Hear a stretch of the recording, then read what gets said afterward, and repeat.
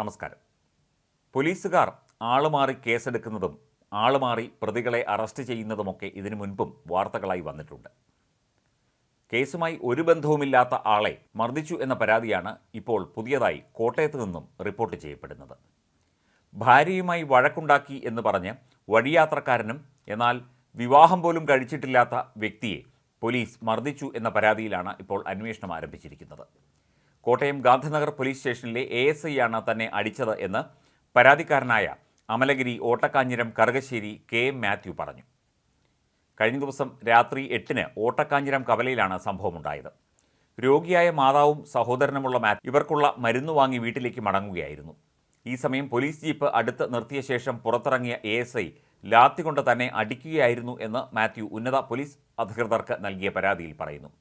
താൻ വിവാഹിതനല്ലെന്നും DYSPയുടെ വീട്ടിലെ ജോലിക്കാരനാണെന്നും പറഞ്ഞപ്പോൾ പോലീസുകാർ കേൾക്കാൻ കൂട്ടാക്കാതെ പരിഹസിച്ചു. പരിക്കേറ്റ മാത്യു കോട്ടയം മെഡിക്കൽ കോളേജ് ആശുപത്രിയിൽ ചികിത്സ തേടി.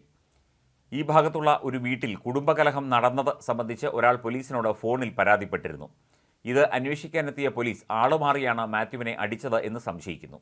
അതേസമയം പരാതി നൽകിയ വ്യക്തിയുടെ സമീപം മാത്യുവിനെ കണ്ടപ്പോൾ ശാസിച്ച് പറഞ്ഞുവിട്ടതേയുള്ളൂ എന്നും അടിച്ചിട്ടില്ല എന്നുമാണ് പോലീസ് നൽകിയ വിശദീകരണം.